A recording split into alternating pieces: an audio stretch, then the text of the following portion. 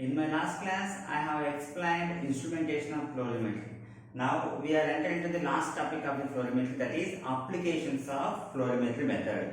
Okay, let's see. Here total overall we have 7 kinds of application. These all can be done by using fluorimetric method only. Let's see what are those. Here first application is determination of uranium in salts. Determination of uranium in salts.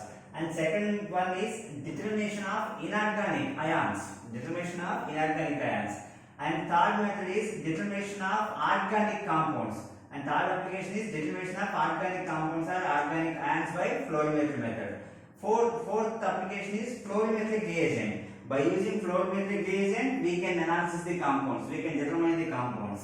And fifth one, fluorimetric indicators. By using the indicator, okay, fluorimetric indicator, we can analyze the compounds. Okay, and the sixth one, determination of vitamin B1 in food sample. Vitamin B1 name is thiamine. Okay, determination of vitamin B2 by fluorescence method. So both vitamin B1 and vitamin B2 determination can be done by fluorimetry method. In this video, I have given explanation for first 5 applications. Okay, I explained about first 5 applications. Okay, let's see one by one. First application is determination of uranium in salts. Okay, here the presence of uranium in salts, it can be determined by fluorimetry only. You remember that. Okay, in application, in GPAT point of view also, here questions will be appear like uranium in salts can be determined by which method. Okay, means that time you have to choose fluorimetry.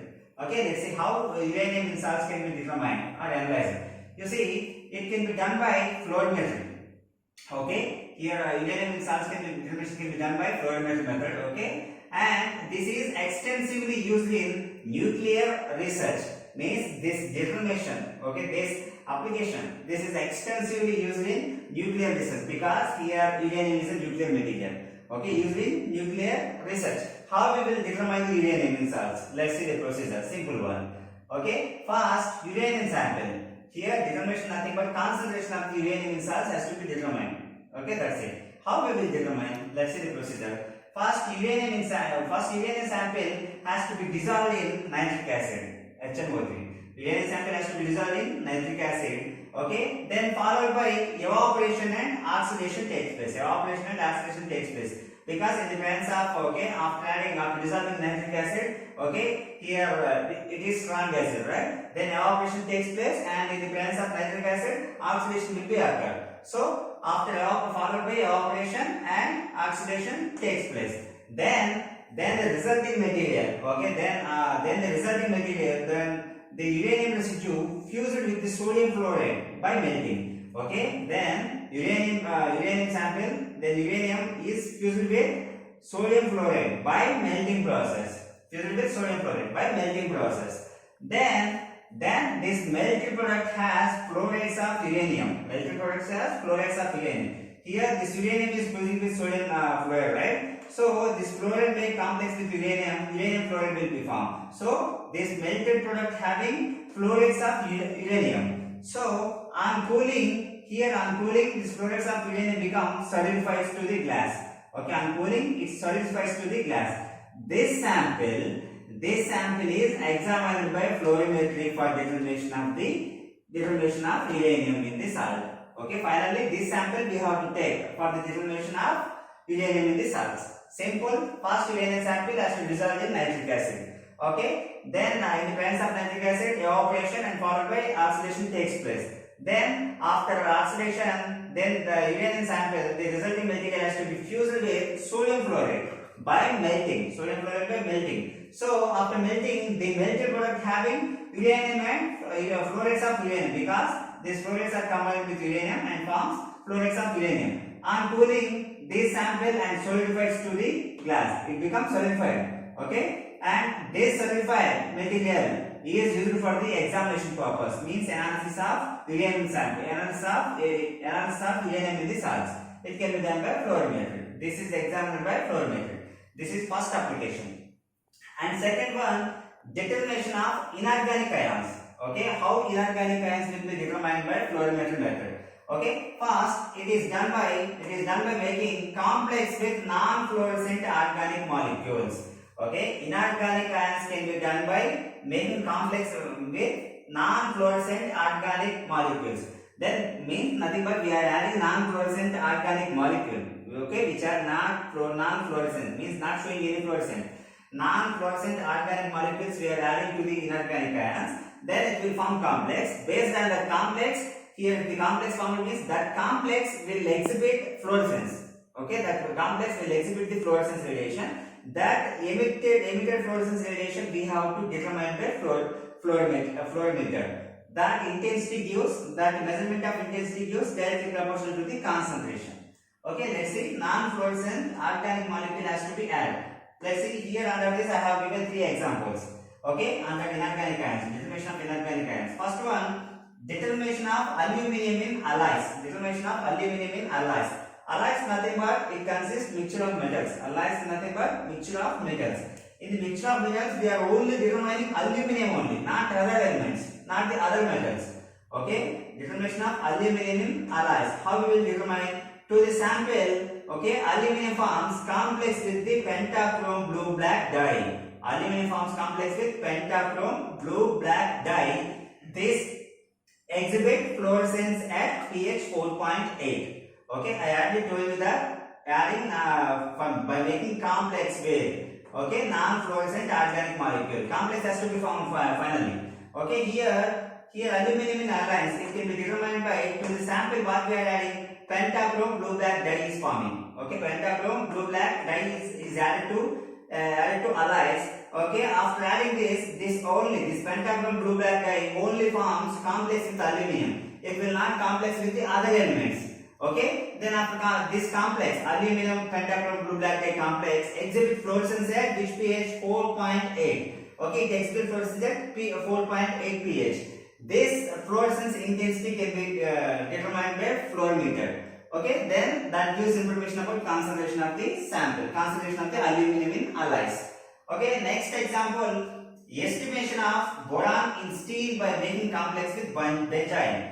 Here this time boron in steel, it can be determined by making complex with benzene. Means non-fluorescent organic molecule is the benzene. Okay. Inorganic ions estimation can be done by adding organic. This type of organic non-fluorescent organic molecules. Okay, by forming complex.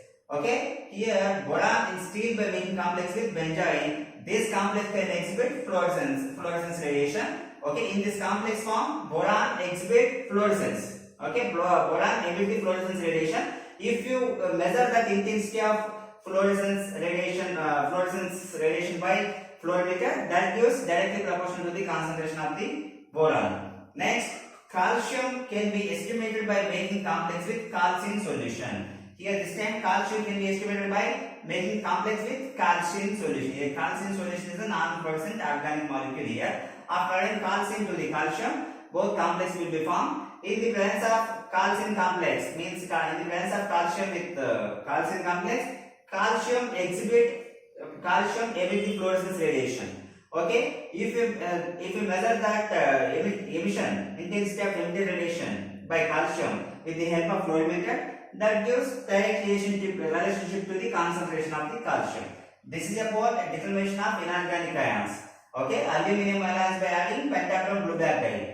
Boron in steel by adding benzene. Calcium estimated by using calcium. Here all these forms complex only. Then third application, determination of organic ions. Determination of organic ions. Okay, here you can see fluorimetry is useful for both qualitative and as well as quantitative analysis for many aromatic compounds present in cigarettes, smoke, automobile exhaust and air pollutants. Okay, actually fluorimetry is useful for both qualitative and as well as quantitative analysis. Qualitative, nothing but identification of the compound. Quantitative, nothing but concentration. Okay, concentration can be determined, means the amount of the sample can be determined. Both qualitative and quantitative analysis for many aromatic compounds present in their cigarette, smoke, automobile exhaust and air pollutants also. Okay. Then example I given here, estimation of benzopyrene in nanogram range. Okay, in low concentration range of benzopyrene, okay, can also be estimated by fluorimetry method. This is third application, determination of organic ions. And fourth one, fluorimetric reagents. Fluorimetric reagents. Here, these reagents are useful for the determination of cations.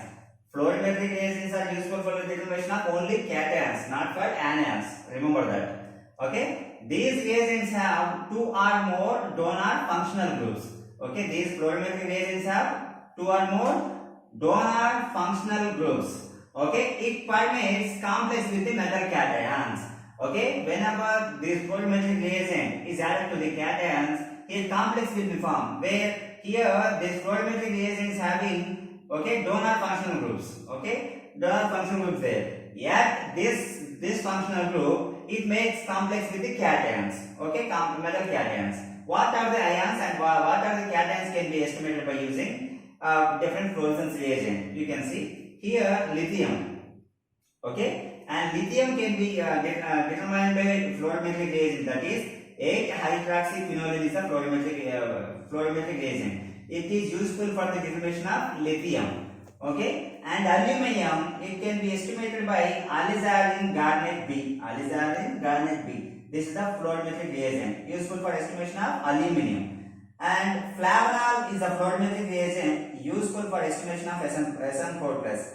Okay, and benzoin is a fluorimetric reagent useful for estimation of zinc. Okay, these all are cations. You see, positive charge. All cations can be all cations can be determined by using fluorimetric reagents. Okay, so fluorimetric reagents useful for determination of cations.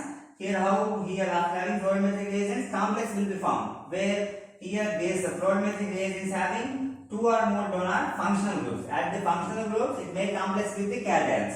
This is our fourth application. And coming to fifth, fluorimetric indicators. Fluorimetric indicators. In general, indicators are used in titration, right? Okay, titration. Where how we can use the fluorimetric indicators? How we can use these indicators for analysis of the compounds? You can see the intensity and color of fluorescence of many substances depends upon the fluorimetric indicators.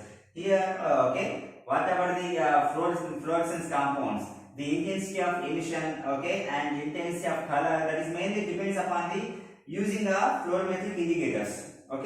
Depends upon the fluorimetric indicators. Mainly, this fluorimetric are used in acid-base titration. Which one? Acid-base titration. Here, I given some list of name of fluorimetric indicators and their pH change and their color change. Here, eosin. Eosin is a fluorimetric indicator. It is used in pH range 3 to 4, and color change here it can change its colorless to green color. Fluorescent is a fluorimetric indicator, pH range having 4 to 6, and it is also giving colorless to green color only in the titration. And quinine sulfate is a fluorimetric indicator, and pH range is 3 to 5, and it gives blue to violet color, blue color to violet color. In one solution, acidic solution may be blue color, in organic solution may be violet color. Like that, color will be changed, according to the nature of the solution or nature of the pH. Then acridine, 5.2 pH is 5.2 to 6.6, and its color change is green to blue.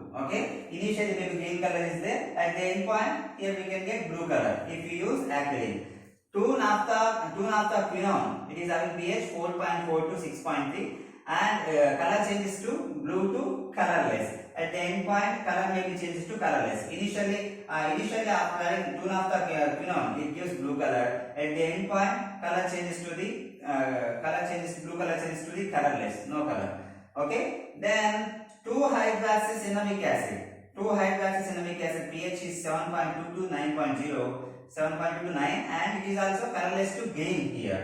So these are the fluorimetric indicators. And these are the applications of the fluorimetry. In GPAT point of view also, these are the useful. They may be asked about this compound is the indicator of dash. For suppose, here fluorimetric reagents are useful for the determination of for what? Cations, anions, like that. Both like that question will be up here. Or uranium in salts can be determined by which following instrument method. So you have to choose fluorimetry. Like that. So these are the applications of fluorimetry Thank you.